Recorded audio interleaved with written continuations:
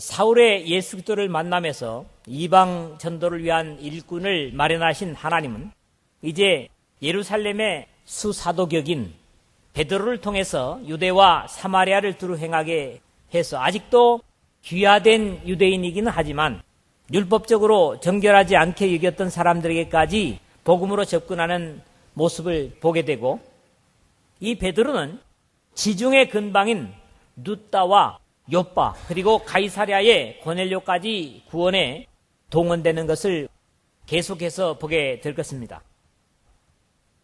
그럼에도 불구하고 아직 유대인으로서의 편견은 최소한 형식적으로라도 아브라함의 육신적 혈통인 유대인으로 귀화한 사람들만이 하나님의 선택의 대상이라는 생각으로 이방인인 고넬료에게 보내지는 과정에서는 이것을 깨뜨리기 위한 하나님의 놀라운 계시적 가르침과 그럼에도 불구하고 깨어지지 않는 사도들의 아집과 독서는 이러한 베드로의 예루살렘으로 돌아갔을 때 몰아세우는 다른 사도들에게서 여전히 보여지고 있는 것을 경험하게 됩니다.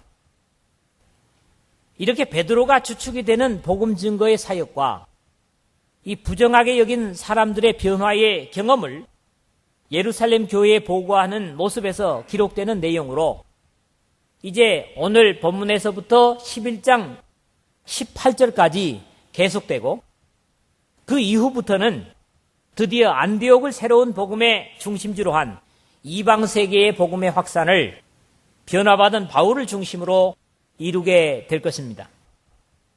오늘 본문에 나타난 두 개의 베드로 사도를 통한 기적은 죄로 불구가 된 인간의 회복과 그 결과로 죽게 된 비극의 생명을 불어넣기 위하여 예수 그리스도의 이 땅에 오심의 목적을 나타내는 동시에 그러한 생명의 역사는 그것을 보는 사람들로 하여금 같은 구원에 동참케 되는 구원의 확산을 일으킴을 우리에게 보여주고 있습니다.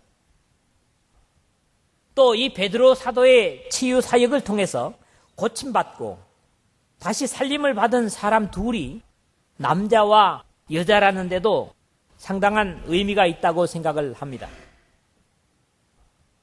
인간 구원의 역사에 의미를 둘 수 있는 것으로 보인다는 말씀이죠. 남자는 불구의 중풍병자였고 여자는 죽어있는 절망에서 일으킴을 받음을 보는 데서 죄로 이끈 하와와 그리고 아담의 후손들의 회복으로서의 교회의 모습이기도 하다, 그렇게 이해를 합니다. 하나님의 분명한 진리가 정돈되어 우리에게 주어진 이 시점에서 육신적인 기적이 드물어진 것은 사실이지만 오늘도 우리 모두의 변화된 생명의 삶의 모습은 그것을 바라보는 다른 사람들에게 생명을 끼칠 수 있다는 사실을 생각하고 구원의 매개체로서 우리가 예수 그리스도의 도구로 이 땅에서 우리의 삶에서 역할하는 이 말씀을 듣는 여러분 모두가 되시기를 주님의 이름으로 부탁을 드립니다. 오늘 첫 번째 말씀은 32절에서 35절입니다. 사울이 다메섹에서 예수 그리스도를 만나고 그의 운명을 바꾸는 놀라운 변화를 경험하고 있는 바로 그때에 하나님은 예루살렘에만 머물다가 사마리아를 신방해서 구원의 역사를 확인하며 성령의 역사를 경험하게 하신 베드로를 유대의 다른 지역들로 순회하게 하셨습니다. 때에 베드로가 사방으로 두루 행하다가 룻다에 사는 성도들에게도 내려갔더니 32절에 그랬는데요. 사방으로 두루 행하다가 라는 표현을 볼 때 단순히 이 말씀에 기록된 곳만이 아닌 주변의 여러 지역들을 순행했고 특별히 하나님의 큰 역사를 나타내고 경험하는 그런 곳의 이름들만을 기록하는 것으로 우리가 이해할 수가 있습니다. 특히 룻다에 사는 성도들에게도 내려갔더니 라는 기록으로 볼 때 예루살렘에 일어난 앞에서 우리가 봤던 대로 큰 박해의 때에 흩어진 사람들이 이미 그곳에서도 복음의 씨를 심고 결실한 것으로 우리가 이해할 수가 있겠습니다. 그러나 8년 동안 중풍병으로 있던 애니야라는 사람이 그리스도인이었는지 아니었는지는 분명한 기록이 없어서 알 수가 없습니다. 다만 그의 이름이 애니야, 칭찬 듣는 자라는 그런 의미를 가지는 말인 것으로 봐서 착한 사람이었거나 아니면 그리스도인이었을 가능성도 전혀 배제할 수는 없습니다. 이 사람은 베드로에게 자신의 불편을 호소하고 고쳐달라고 부탁하거나 또는 요청을 하지 않았지만 베드로를 통한 완전한 치유를 허락하시고 하나님의 영광을 드러내시는 모습을 우리가 오늘 읽었습니다.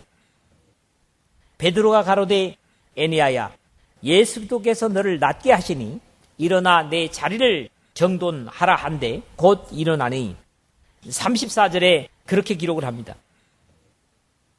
기도했다는 기록도 없고 다만 예수 그리스도께서 너를 낫게 하시니 라고 예수 그리스도의 치료자이심을 증거하는 내용만을 기록하고 있습니다. 어찌 보면 육신의 중풍병으로 평생을 불구자로 사는 것도 불행이지만 그보다도 더 끔찍한 절망은 죄의 결과로 영원한 불구의 상태, 즉 지옥의 고통은 비교될 수 없는 영원한 절망이요 저주가 될 것인데 예수 그리스도의 이름이 어떤 종류의 죄로 인한 저주이든지 완벽하게 치료하신다는 사실입니다. 할렐루야. 그러나 베드로의 치료는 여기에서 끝나지 않았습니다. 일어나 내 자리를 정돈하라. 이 말씀은 지금 앞에서 우리가 이미 상고했던 사울의 변화를 비교할 수 있는 엄청나게 큰 귀중한 요청이 이 말씀에 담겨 있다. 저는 그렇게 이해를 했습니다. 많은 사람들은 예수 그리스도의 십자가의 저주로 죄와 저주와 중풍병의 자리에서 우리를 구원해 주셨음에도 불구하고 여전히 그 과거의 자리에 연연해서 죄의 자리, 절망의 세상의 자리를 정리하지 못하고 그대로 머무르고 있다는 사실입니다. 그래서 베드로 사도가 그러죠. 그런 것은 마치 씻었다가 다시 더러운 데 눕는 돼지와 같고 토했다가 다시 토한 것에 돌아가는 개와 같다. 이런 안타까운 묘사를 하는 것을 듣게 됩니다. 어떤 모습에서 구원을 받기 이전과 구원받기 이후의 삶이 전혀 다름이 없는 과거의 자리를 정돈하지 못한 모습은 그 사람이 과연 구원받은 모습일까에 대한 의심을 갖게도 합니다. 성격이나 모습이나 삶의 모습에 있어서 그렇습니다. 저는 어제 확대 직분자 회의를 가지면서 말씀을 나눴습니다. 그때 우리의 부흥이 뭐냐 하는 얘기를 말씀을 하면서 바로 부흥은 우리 각자 속에 예수 그리스도의 풍성한 살아계십니다.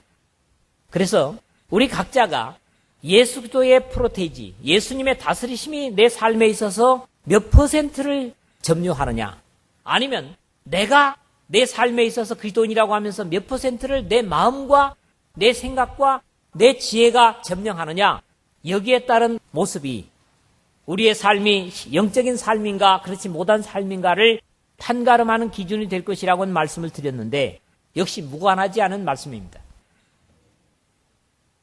예루살렘 양문 곁에 38년 된 중풍병자에게 또 예수님은 같은 요청을 하셨죠. 예수께서 가라사대 일어나 내 자리를 들고 걸어가라.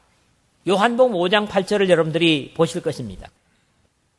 마가복음 2장 9절에 내 친구들의 손에 들려온 중풍병자에게도 주님께서 같은 당부를 하셨습니다. 일어나 내 상을 가지고 걸어가라.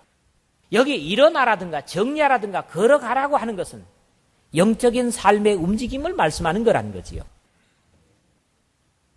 그들은 다 기꺼이 예수님의 명령을 따라 그렇게 했던 모습을 우리는 성경 속에서 읽을 수가 있습니다. 주 예수 그리스도의 은혜로 저주를 치료받았다면 그 사람은 이미 같은 당부를 듣고 있는 것입니다. 우리 모두가 말이죠. 오늘 나는 어떻습니까? 또 우리는 어떻습니까?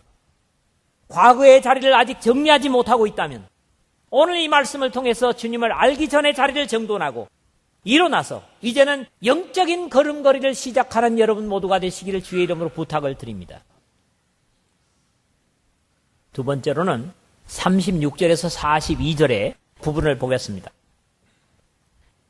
룻다는 그래도 직접 바다와 접하지 않은 내륙에 있는 곳이었다면 두 번째 부활의 역사가 일어난 요바는 유명한 구약 성경의 요나의 불순종으로 다시스로 출발한 이스라엘의 항구 도시라고 하는 것을 성경 속에서 몇 군데 읽을 수가 있습니다. 요나서 1장 3절에 보면 하나님은 분명히 저 큰 성 니느웨로 가서 하나님의 멸망을 증거하라 했지만은 욥바로 해서 다시스로 도망치는 요나를 여러분들이 볼 수가 있습니다. 여기에는 다비다라는 여대자가 있으니라는 것으로 봐서 그녀는 분명히 믿는 사람이었고 특히 선행을 많이 행한 경건한 신앙인임이 틀림이 없습니다. 하나님 아버지 앞에서 정결하고 더러움이 없는 경건은 곧 고아와 과부를 그 환난 중에 돌아보고 또 자기를 지켜 세속에 물들지 아니하는 이것이니라고 하는 야고보서 1장 27절의 말씀에 나타나는 것처럼 이 도르가의 죽음 앞에 많은 과부들이 안타까워하고 애절하게 우는 모습을 보면 그들에게 중요하고 귀한 역할을 했던 이 도르가의 경건을 우리가 짐작할 수 있다는 거지요. 36절에 욥바에 다비다라는 여제자가 있으니 그 이름을 번역하면 도르가라. 선행과 구제하는 일이 심히 많더니 라는 말씀뿐만 아니라 나중 그의 죽음을 안타까워하는 과부들의 증언에서 들을 수가 있는데요. 모든 과부가 베드로의 곁에 서서 울며 도르가가 저희와 함께 있을 때에 지은 속옷과 겉옷을 다 내어 보이거늘 39절 하반절에 그랬거든요. 베드로 사도님, 도르가를 제발 좀 살려주십시오. 이 사람이 우리에게 이렇게 귀중한 일을 했고 우리에게 이렇게 귀중한 인물입니다. 근데 지금 죽을 나이는 아니지 않습니까? 이렇게 탄식하면서 부탁하는 그런 모습을 우리가 이 말씀을 읽으면서 상상할 수 있다는 거지요. 그런데 왜 경건하고 아름다운 이 여인이 아직 죽을 나이는 아닌 것 같은데 죽었을까 의문입니다. 앞에 다비다라는 여제자라 그랬죠. 아람어입니다.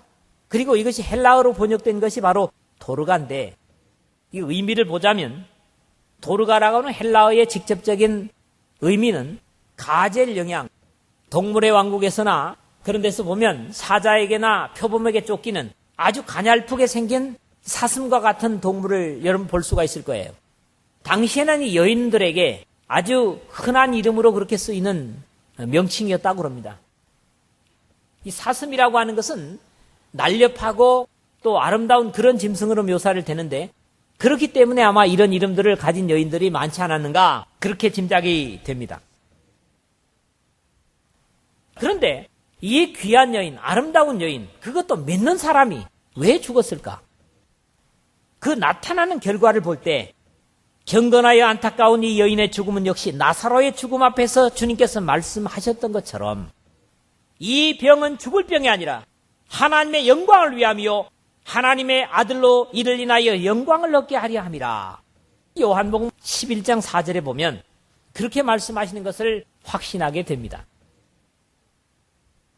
그리고 앞의 애니야처럼 베드로의 자의에 의해서가 아니라 여기서는 함께 신앙하는 욥바에서 같이 신앙하는 사람들에 의해서 속히 오라는 요청을 듣습니다.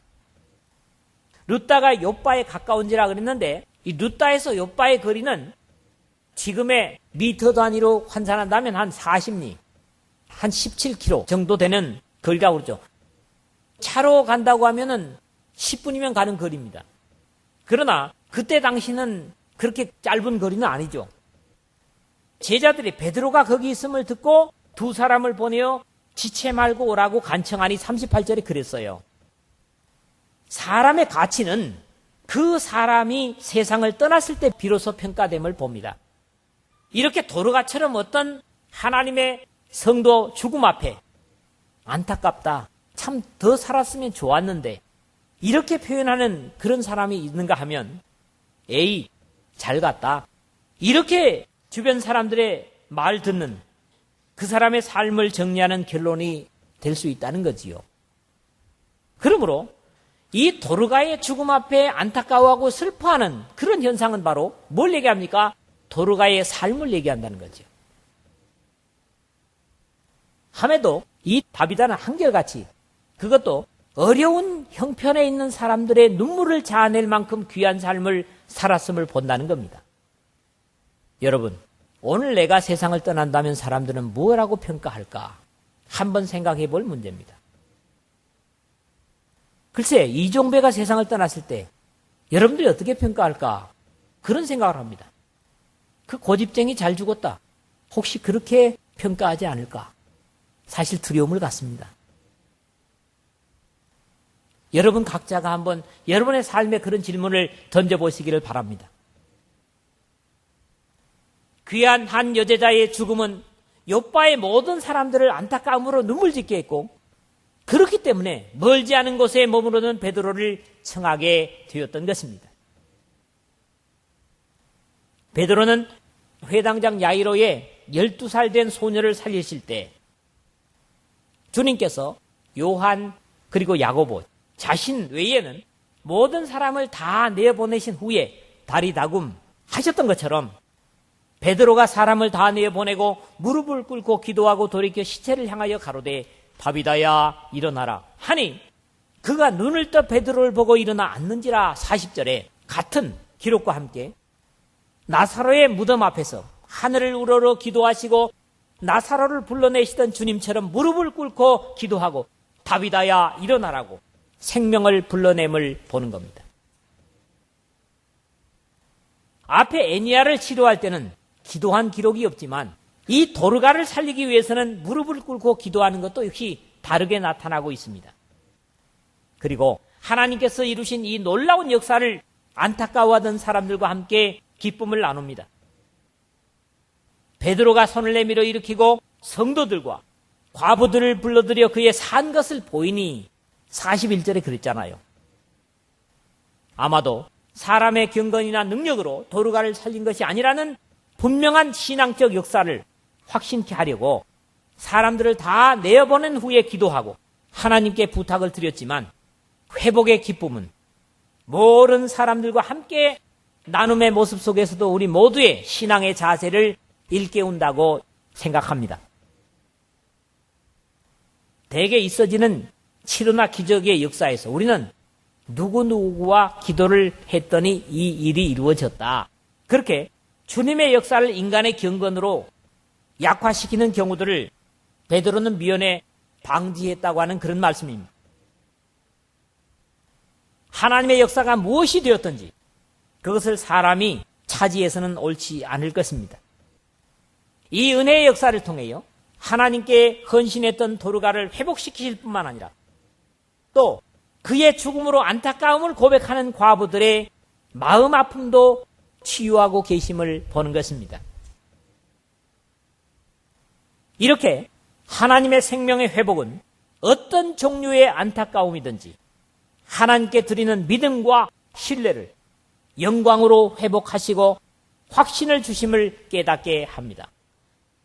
여러분의 변화된 신앙의 삶이 이 다비다, 도르가처럼 같은 성도들에게나 주변의 많은 사람들에게 기쁨과 희열이 될 수 있는 성도다운 삶을 사시기를 주님의 이름으로 부탁을 드립니다. 세 번째 말씀은 이 두 사건의 말미에 나타나는 두 절의 말씀 속에서 봤으면 합니다.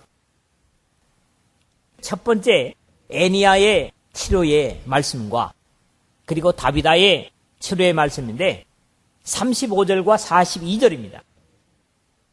룻다와 사론에 사는 사람들이 다 그를 보고 주께로 돌아가니라. 온 요파 사람이 알고 많이 주를 믿더라 그랬어요. 베드로를 통한 치료의 역사는 사람들을 주께 돌아오게 했다는 것입니다. 즉 하나님께로 구원받게 하는 역사를 일으켰다는 사실을 보는 것이죠. 사실 모든 하나님의 계시와 역사는 하나님의 약속으로부터 멀어진 사람들의 회복을 위한 것뿐입니다. 그러므로 불치의 병을 고치심이나 죽은 자를 다시 일으켜 살리시는 것은 더욱 그러하다고 믿습니다.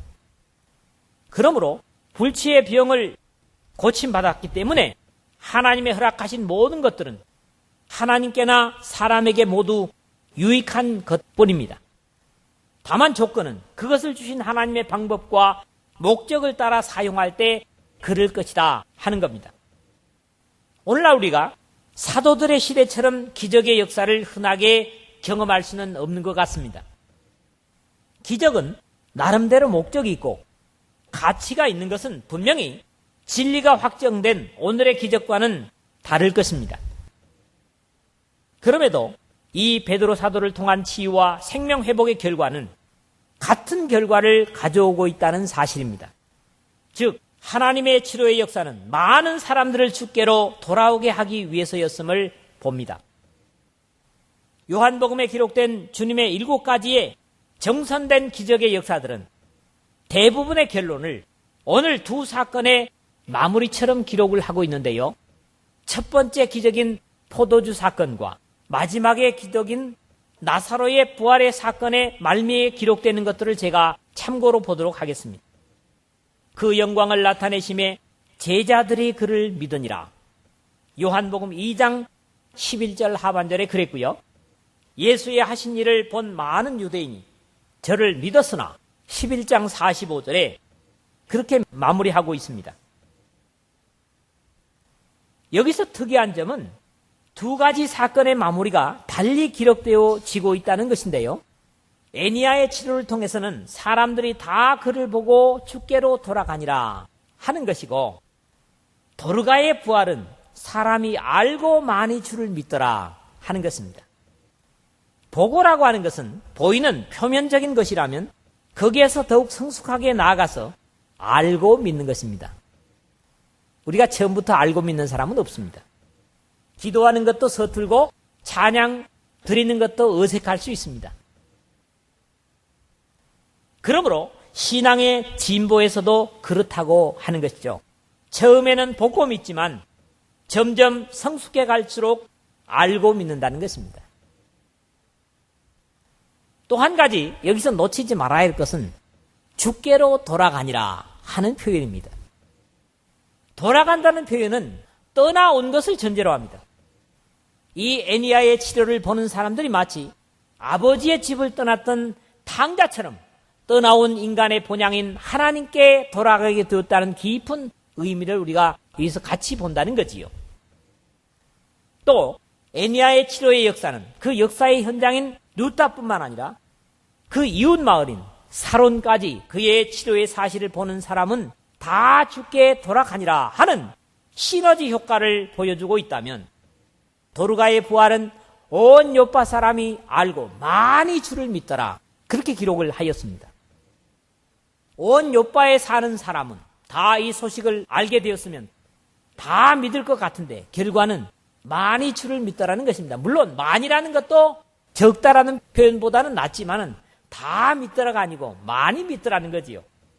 자, 일반적으로 생각할 때 병이 나은 것보다 죽었다가 살아나는 일이 더 많은 사람을 놀라게 할 것 같은데 사실은 그렇지 않은 것 같습니다.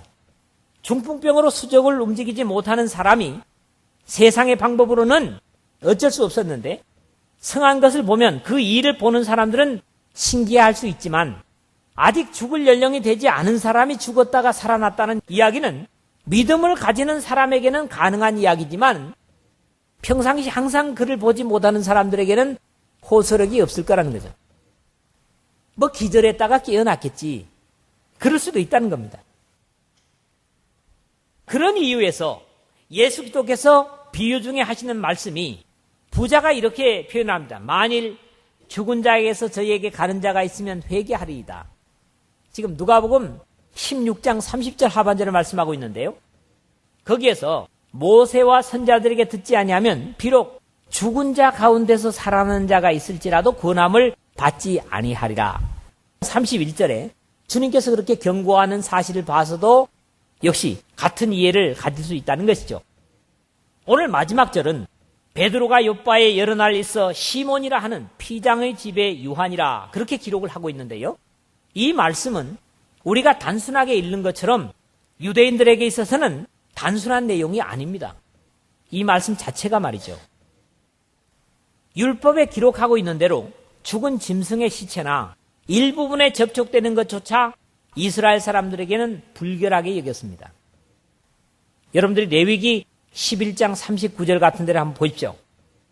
이런 이유에서 유대인들은 가축을 가공하거나 가죽을 세공하는 사람들을 부정한 자로 여겨서 함께 거하지 않는 것이 일반적인 지식입니다.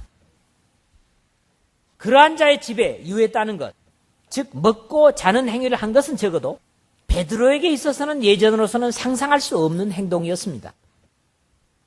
그럼에도 이렇게 열려진 베드로이지만 고넬료에게 보내지기 전에 더 명확한 증거들을 보이셨음에도 주님의 당부를 거절하는 것을 보지요. 이제 다음 시간부터 우리가 보게 되겠습니다만 여기에 대해 심지어 주님께서는 하나님께서 깨끗게 하신 것을 내가 속되다 하지 말라 10장 15절에 하는 책망까지 하심을 듣습니다. 말씀을 마무리하겠습니다. 베드로 사도의 유대 주변을 순회하는 사역들은 비록 늦은 감은 있지만 처음 주님께서 주신 예루살렘과 온 유대와 사마리아와 땅끝까지 이르러 내 증인이 되리라고 하는 1장 8절에 대한 순종이었습니다. 사울의 변화의 소식을 듣고 주님의 명령을 회상했든지 아니면 예루살렘에 일어난 큰 박해로 인함이든지 그것도 아니면 흩어진 자들로 통해서 증거된 복음으로 사마리아의 변화를 직접 확인해서인지 아니면 이 모든 당시의 상황 전체를 종합한 결과인지는 기록에 없어 모르지만은 주님께서 자신들에게 주신 것이 얼마나 귀중한가를 확신하고 마치 주님과 같은 모습과 방법으로 고치고 살리면서 복음을 전하는 모습을 오늘 우리가 읽은 본문에서 본다는 사실입니다. 하나님의 긍휼은 모든 인류를 향한 것이고 죄의 결과로 나타나는 모든 비극들을 예수 그리스도의 대신 감당하신 십자가의 희생의 피로 회복하시기를 주님은 원하십니다. 그 희생이 세상과 우리를 살게 하시고 고침받기를 원하시고 기대하십니다. 이것이 복음의 목적이고 이유입니다. 보고 돌아오는 시작에서 머무는 것이 아니라 믿음의 성장을 바라시고 기다리십니다. 하나님의 치유와 회복은 무엇보다도 하나님의 인류를 향한 사랑을 확증하고 알게 하십니다. 한 사람의 영혼이라도 그대로 멸망에 버려지기를 원치 아니하시는 주님이시기 때문에 이왕에 드려진 한 번의 제사인 예수 그리스도의 희생의 십자가를 통해서 모든 인류와 족속이 하나님의 허락하신 구원을 헛되게 흘리는 것을 결코 원치 아니하시는 주님이십니다. 그러므로 주어진 모든 것을 통해서 그것이 말씀이든지 기적이든지 사람이든지 물질이든지 지식이든지 우리가 가진 모든 것은 이뤄진 영혼의 회복을 위해 쓰시기를 바라시는 주님이시라는 것입니다. 이 두 사람의 기적이 더 많은 사람들을 주께 돌아오고 믿게 했다면 말이죠. 물론 그 모든 것의 바탕으로는 예수 그리스도의 대속적 죽으심과 승리의 부활을 기초로 주신 것입니다. 이 주님의 희생의 바탕 위에 우리에게 주신 모든 것들은 바로 한 영혼을 살리는데 최선을 다해서 사용하고 또 우리의 변화가 그러한 일들을 주변의 사람들에게 일으키는 놀라운 은혜의 역사를 우리 신앙 속에서 여러분들이 경험하고 또 일으키시기를 주님의 복되신 이름으로 축원을 드립니다.